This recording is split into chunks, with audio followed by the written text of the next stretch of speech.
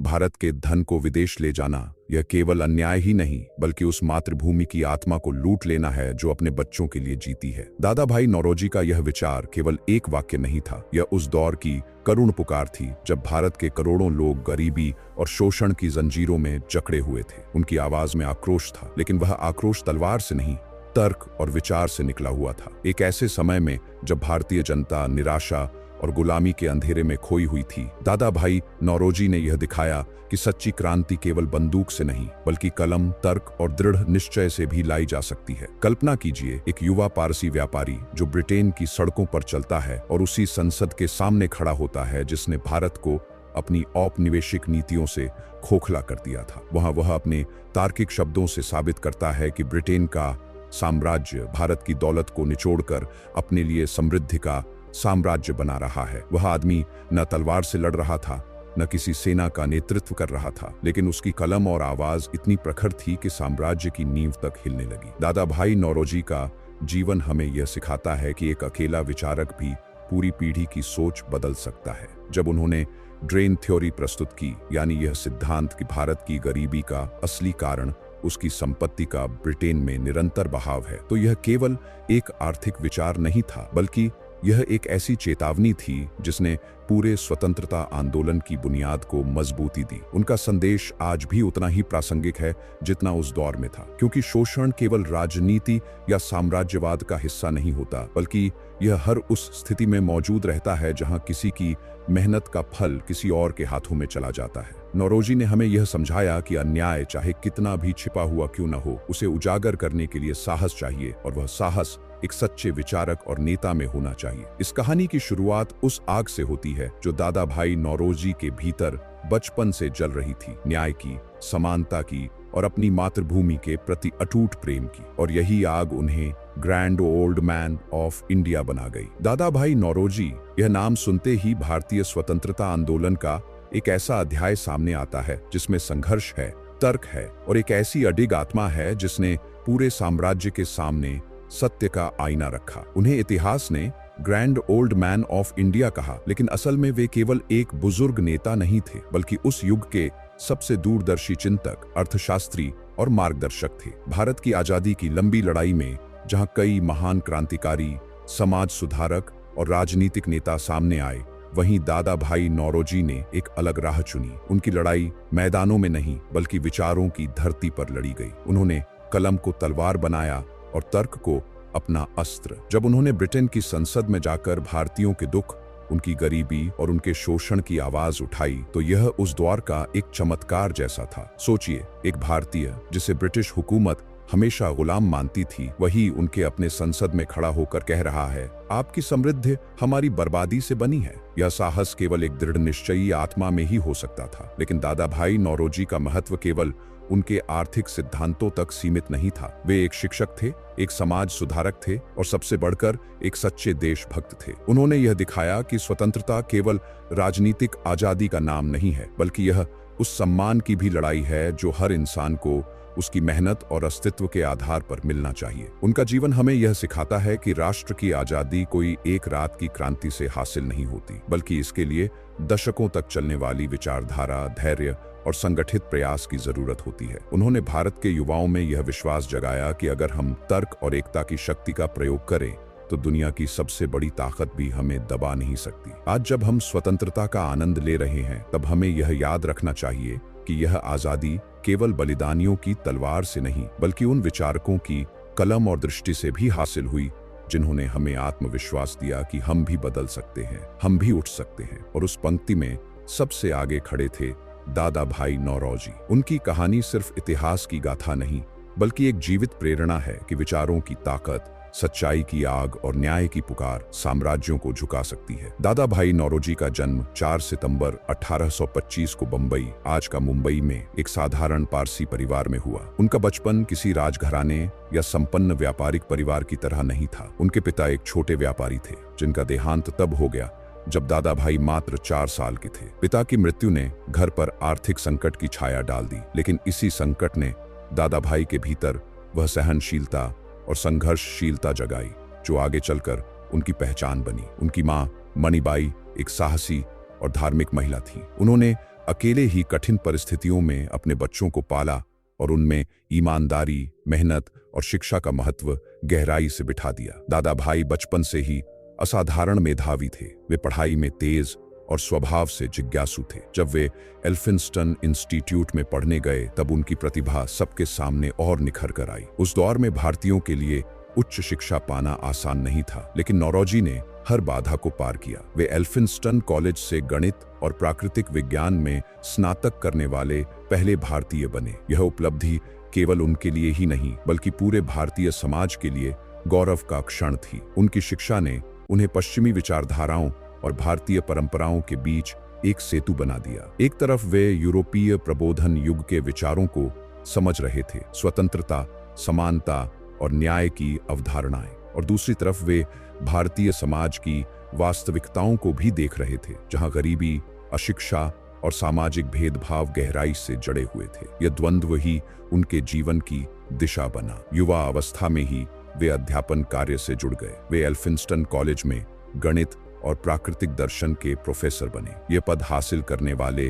वे पहले भारतीय थे। इस उपलब्धि ने उन्हें भारतीय समाज में एक आदर्श बना दिया। उनके छात्र केवल गणित या विज्ञान नहीं सीखते थे, बल्कि उनसे यह भी सीखते थे कि शिक्षा, आत्मविश्वास और सत्यनिष्ठा से कोई भी बाधा पार की जा सकती है। लेकिन नौरोजी की सोच केवल शिक्षण तक सीमित नहीं रही। वे अपने आसपास हो रहे सामाजिक और आर्थिक बदलावों को गहराई से देखते थे। उन्होंने जल्दी ही यह महसूस किया कि भारत की गरीबी और पिछड़ेपन की जड़ कहीं गहरी है। यह केवल भारतीय समाज की कमजोरी नहीं बल्कि ब्रिटिश हुकूमत की शोषणकारी नीतियों का परिणाम है। यह सवाल उनके मन में बचपन से ही गूंजता रहा। क्यों एक ऐसा देश जो कभी सोने की चिड़िया कहा जाता था अब गरीबी और भूख से जूझ रहा है? यही प्रश्न आगे चलकर उनके जीवन का उद्देश्य बना। अपने देश की इस पीड़ा का कारण समझना और दुनिया के सामने उसका सच उजागर करना। उनके बचपन की कठिनाइयां, माँ की शिक्षा और उनके बौद्धिक जिज्ञासा ने उन्हें एक ऐसे मार्ग पर ला खड़ा किया जहां वे केवल अपने लिए नहीं बल्कि पूरे राष्ट्र के लिए सोचने लगे। दादा भाई नौरोजी का जीवन धीरे धीरे केवल शिक्षा और अध्यापन तक सीमित नहीं रहा। उनके भीतर जो सवाल बचपन से उठते रहे थे, भारत की गरीबी, शोषण और पिछड़ापन, वे अब और गहरे होने लगे। उन्होंने महसूस किया कि केवल ज्ञान देना ही पर्याप्त नहीं है, बल्कि उस ज्ञान को समाज की बेहतरी के लिए प्रयोग करना ही सच्चा उद्देश्य है। यही सोच उन्हें नेतृत्व की ओर ले गई। अध्यापक से सामाजिक कार्यकर्ता बनने का उनका सफर बेहद प्रेरणादायक था। उन्होंने सबसे पहले भारतीय समाज में शिक्षा और सुधार के महत्व पर जोर दिया। 1851 में वे ज्ञान प्रसारक मंडली से जुड़े, जिसका उद्देश्य भारतीयों को आधुनिक शिक्षा और वैज्ञानिक सोच से जोड़ना था। इस संस्था ने उन्हें एक समाज सुधारक के रूप में पहचाना। वे चाहते थे कि भारतीय केवल अंग्रेजों की अधीनता स्वीकार करने वाले प्रजा न रहे, बल्कि शिक्षित होकर अपनी पहचान बनाएं और अपने अधिकार मांग सकें। लेकिन उनकी सबसे बड़ी छलांग तब आई जब वे राजनीति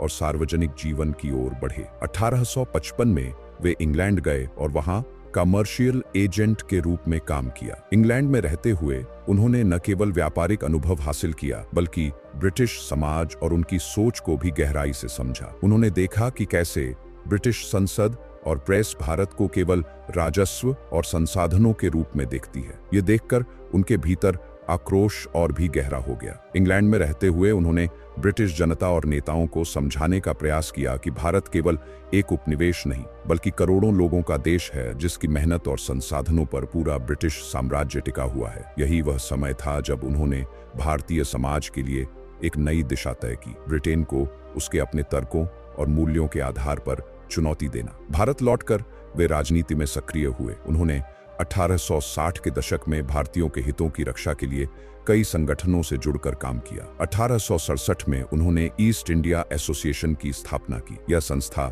भारतीयों के लिए ब्रिटेन में एक महत्वपूर्ण आवाज बनी। इस मंच से उन्होंने बार बार ब्रिटिश सरकार को यह याद दिलाया कि उसकी नीतियां भारत को बर्बादी की ओर धकेल रही हैं। उनकी नेतृत्व क्षमता यहीं तक सीमित नहीं रही। वे 1885 में भारतीय राष्ट्रीय कांग्रेस के संस्थापक सदस्यों में से एक बने और 3 बार उसके अध्यक्ष भी रहे।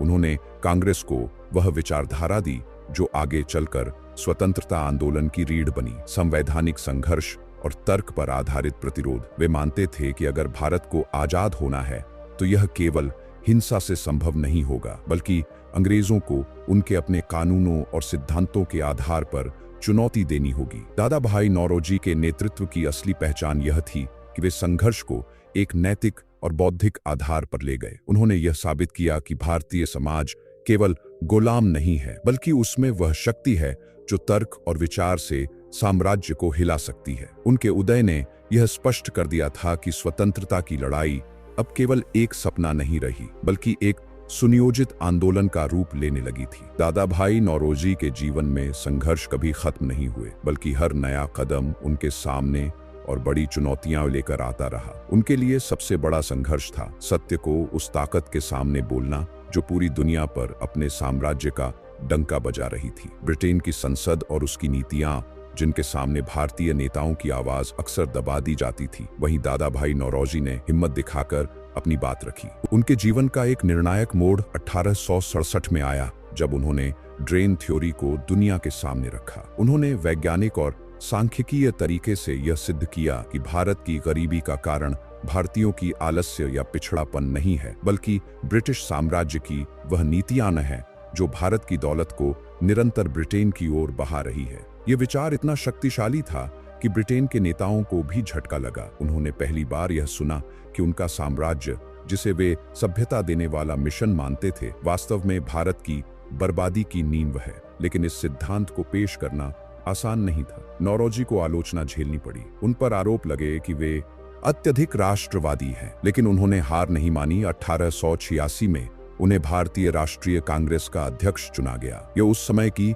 सबसे बड़ी मान्यता थी, क्योंकि कांग्रेस अब धीरे धीरे भारतीय जनता की राजनीतिक आवाज बनने लगी थी। उनके सामने चुनौती थी भारतीयों को यह विश्वास दिलाना कि बदलाव संभव है। उन्होंने कांग्रेस के मंच से हर बार यही कहा कि अगर भारत को आगे बढ़ना है तो हमें एकजुट होकर ब्रिटिश नीतियों के खिलाफ खड़ा होना होगा। फिर आया 1892 का वर्ष, जब दादा भाई नौरोजी ने ब्रिटेन की संसद में चुनाव लड़ा और जीत हासिल की। वे ब्रिटिश संसद में चुने जाने वाले पहले भारतीय बने। ये केवल उनकी व्यक्तिगत विजय नहीं थी, बल्कि पूरे भारत की आवाज थी जो पहली बार साम्राज्य की संसद में पहुंची। लेकिन यह जीत आसान नहीं थी। उन्हें चुनाव प्रचार के दौरान नस्लीय टिप्पणियों, पूर्वाग्रहों और भेदभाव का सामना करना पड़ा। उनके विरोधियों ने उन्हें काले आदमी कहकर नीचा दिखाने की कोशिश की, लेकिन नौरोजी ने संयम और धैर्य से हर ताने को सहा और अंततः अपने विचारों की ताकत से विजय पाई। संसद में पहुंचकर उन्होंने भारत की दशा पर लगातार सवाल उठाए। उन्होंने अंग्रेजों को बताया कि भारत की संपत्ति कैसे निकाली जा रही है और भारतीय जनता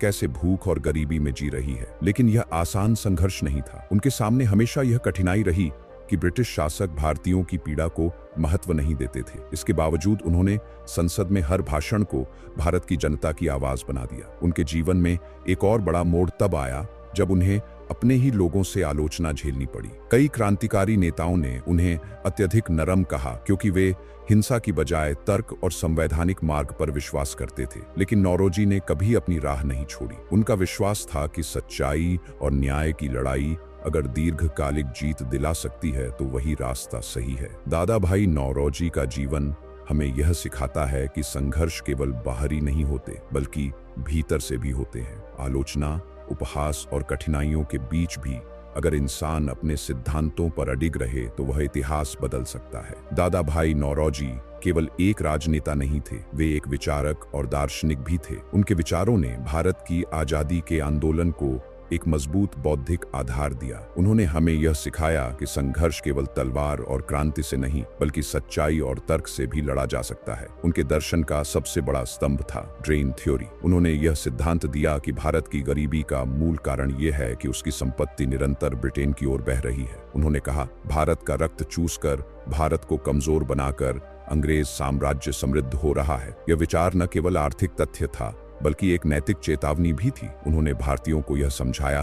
कि हमारी गरीबी हमारी नियति नहीं है, बल्कि यह एक अन्यायपूर्ण व्यवस्था का परिणाम है। उनका दूसरा महत्वपूर्ण दर्शन था शिक्षा का महत्व। वे मानते थे कि अगर भारत को उठना है तो उसके लोगों को शिक्षित होना ही होगा। उन्होंने कहा था, ज्ञान ही वह प्रकाश है जो अज्ञान और अंधकार को मिटा सकता है। उनके लिए शिक्षा केवल पुस्तकों का ज्ञान नहीं था, बल्कि वह शक्ति थी जो आत्मविश्वास और स्वतंत्रता की भावना जगाती है। तीसरी शिक्षा थी संवैधानिक मार्ग और अहिंसा पर विश्वास। जब कई लोग हथियार उठाने की बात कर रहे थे, तब नौरोजी ने धैर्य और तर्क का रास्ता चुना। उनका मानना था कि ब्रिटेन जैसे देश जो खुद को लोकतंत्र और न्याय का समर्थक बताते हैं, अगर उन्हें उनके ही सिद्धांतों के आईने में दिखाया जाए तो वे झुकने पर मजबूर होंगे। यद्यपि यह मार्ग लंबा और कठिन था, लेकिन उन्होंने दिखाया कि अहिंसा और संवैधानिक संघर्ष भी एक शक्तिशाली हथियार है। उनका चौथा दर्शन था राष्ट्रवाद की भावना। उन्होंने भारतीयों को पहली बार यह एहसास कराया कि हम केवल विभिन्न प्रांतों,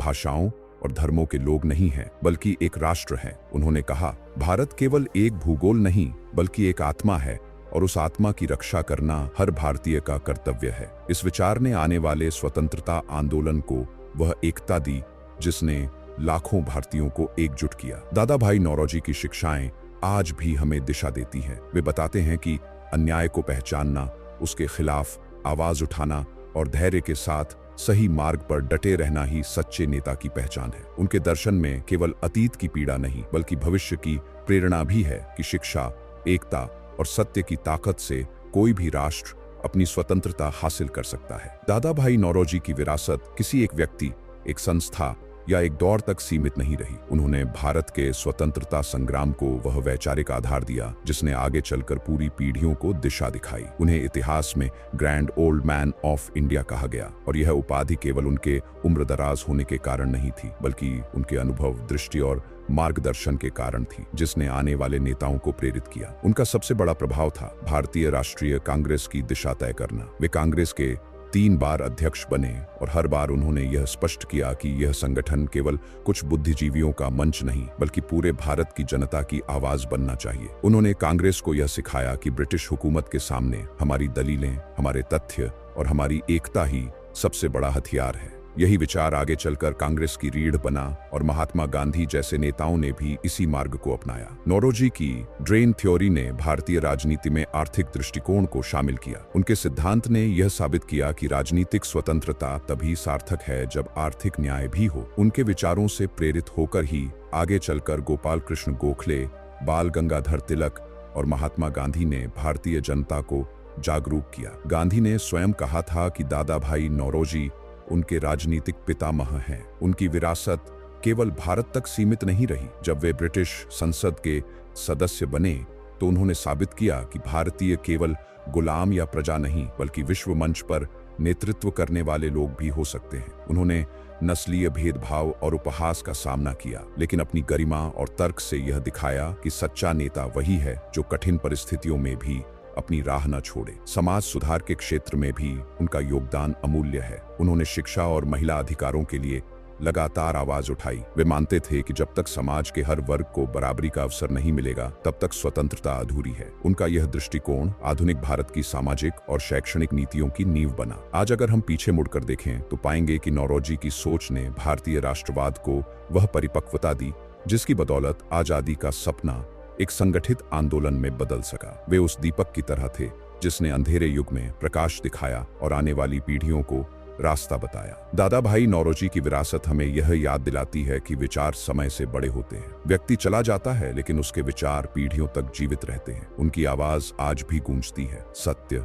न्याय और स्वतंत्रता की पुकार बनकर। दादा भाई नौरोजी का पूरा जीवन एक दीपक की तरह था जो अपने चारों ओर अंधेरे को मिटाने के लिए लगातार जलता रहा। उन्होंने हमें यह सिखाया कि स्वतंत्रता केवल एक राजनैतिक अधिकार नहीं बल्कि यह आत्मा की मुक्ति है, एक ऐसी मुक्ति जो तभी संभव है जब हम अन्याय को पहचानें और उसके खिलाफ साहस के साथ खड़े हों। उन्होंने कहा था, भारत की संपत्ति भारतवासियों के लिए है और जब तक हम अपने अधिकारों की रक्षा नहीं करेंगे तब तक हमारी गरीबी कभी समाप्त नहीं होगी। ये वाक्य उस समय जितना प्रासंगिक था आज भी उतना ही है, क्योंकि आजादी केवल अंग्रेजों से मुक्ति तक सीमित नहीं बल्कि हर उस शोषण से मुक्ति है जो समाज में मौजूद है, चाहे वह गरीबी हो, अशिक्षा हो या असमानता। उनकी सबसे बड़ी सीख यह थी कि संघर्ष का मार्ग कठिन हो सकता है, लंबा हो सकता है, लेकिन अगर वह सत्य पर आधारित है तो अंततः विजय उसी की होगी। दादा भाई नौरोजी ने अपने जीवन से यह साबित किया कि विचार तलवार से अधिक शक्तिशाली होते हैं। उनके शब्दों ने वह चिंगारी पैदा की जिसने आगे चलकर पूरे स्वतंत्रता आंदोलन को प्रज्वलित किया। आज जब हम एक स्वतंत्र राष्ट्र के रूप में खड़े हैं तो हमें याद रखना चाहिए कि यह आजादी केवल उन क्रांतिकारियों की देन नहीं है जिन्होंने अपनी जान दी, बल्कि उन विचारकों की भी है जिन्होंने अपने धैर्य और बुद्धि से हमें रास्ता दिखाया। नौरोजी की विरासत हमें यह सिखाती है कि अगर हमारे भीतर दृढ़ निश्चय है तो कोई भी ताकत हमें रोक नहीं सकती। इसलिए दादा भाई नौरोजी का संदेश हर भारतीय के लिए एक प्रेरणा है कि हम अपनी सोच को कमजोर न होने दें, हम अपने अधिकारों के लिए डटे रहें और हम हमेशा सत्य और न्याय का साथ दें, क्योंकि वही राष्ट्र सच्चे अर्थों में प्रगति करता है, जो अपने अतीत के संघर्षों से सीखकर भविष्य की दिशा तय करता है। और अंत में उनकी यह कालजयी पंक्ति हमें हमेशा याद रखनी चाहिए। हमारा कर्तव्य है कि हम अपने देश की गरीबी, पीड़ा और अन्याय के खिलाफ आवाज उठाएं। अगर हम चुप रहे तो इतिहास हमें कभी माफ नहीं करेगा। यही है दादा भाई नौरोजी की अमर सीख, एक आवाज जो पीढ़ियों तक गूंजती रहेगी, हमें जगाती रहेगी और हमें याद दिलाती रहेगी कि सच्ची स्वतंत्रता केवल विचारों की मशाल से ही हासिल की जा सकती है।